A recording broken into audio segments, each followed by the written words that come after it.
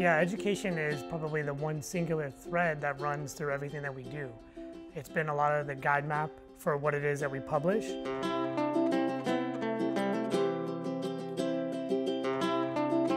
I worked in publishing in New York and had a corporate background, and met Ann on a bookmobile in Little Rock, Arkansas, and she had a job offer to come to Hawaii. So when I came here, I looked for publishing jobs, couldn't find them, and started another company called Hawaiian Book Service, and basically I was selling books on a commission basis. And then in 1978, the Constitutional Convention was passed that mandated Hawaiian history, language, and culture be taught in the schools. The first book that we did was called Hawaii, Our Island State, written by two authors locally, Potter and Kasdan, published in 1960, and another book called Hawaii, the Aloha State, written by a California educator who came out here.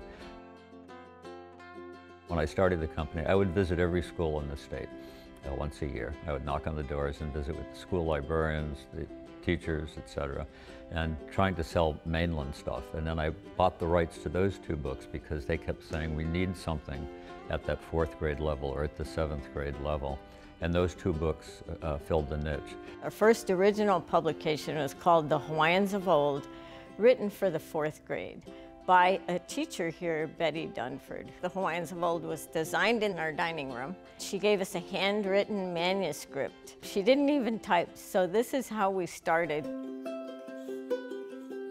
We did work out of houses where we lived. We have 3 children, and Ann was teaching at the university, so I became Mr. Mom quite a bit, and it was, at the time, exhausting, and I sort of wanted to go just to an office and work, but in retrospect, it was one of the most valuable things in life. Having the children raised with the business, but also meeting writers, illustrators, educators, musicians. A different part of their education was really at the best press.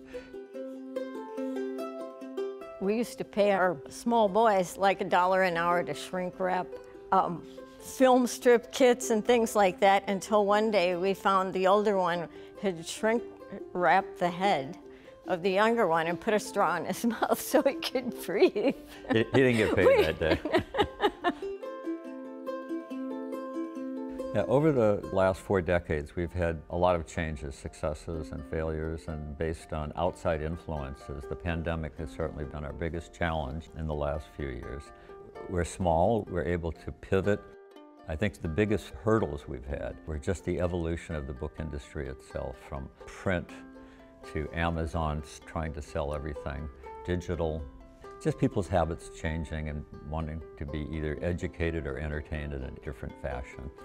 So all these things we can't control, but we adapt.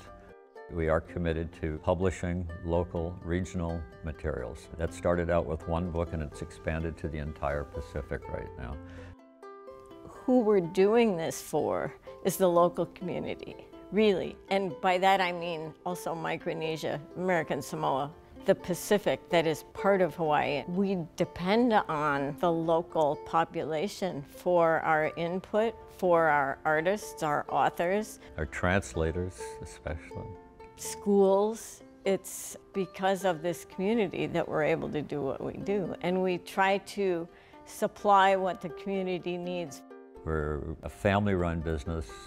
And our son-in-law, David DeLuca, has been with us for 15 years, has grown up here learning the business, and has, I think, taken advantage of some of the opportunities that present themselves in a different format.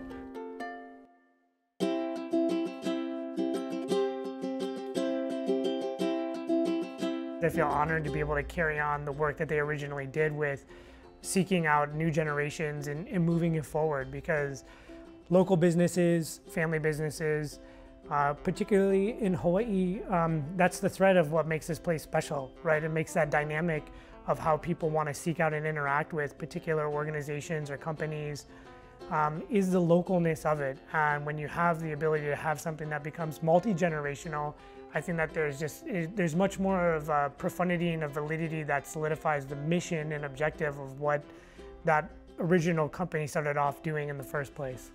And so our realm has always been to try to put together voices that are generating worthwhile content from a local perspective, whether it's Hawaiian, Filipino, Japanese, Micronesian, and so on, and make that available to the community at large so that we as a group can have a better understanding of each other or these little niche communities or cultural practices or histories that influence everything that we do and what makes up our local community now.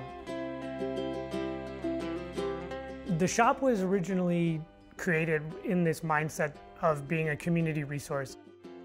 The idea of an independent boutique bookstore is really based off of this concept of authenticated experiences, right? There's nothing more real than when we can engage in a dialogue or in a conversation with each other.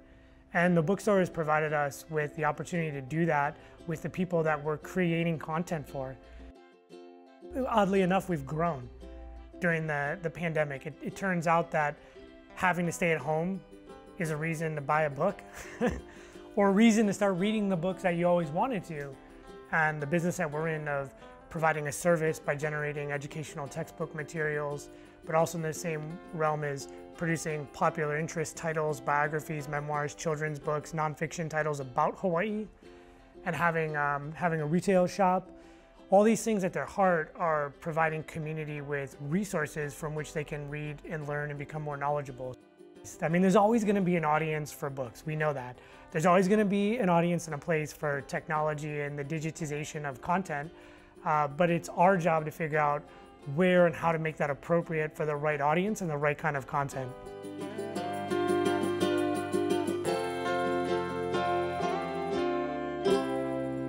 The most popular book we've published, I believe, is Pigeon to the Max. Ironically, we did not originally publish it. It was self-published by 3 or 4 people, but they eventually wanted to get out of the publishing business, and we took that over and we developed it into a series of different books, Facts to the Max, Poo-Poos to the Max, etc. Pigeon to Max was and still is successful because it hit the pulse beat of working and playing people in Hawaii. It's a working man's language, but it also identifies one as being from the place, even a word or two. It just captured it. It's humorous, the illustrations are a little dated, but in part I think that's some of the charm too. And how good is your pigeon? Don't even try.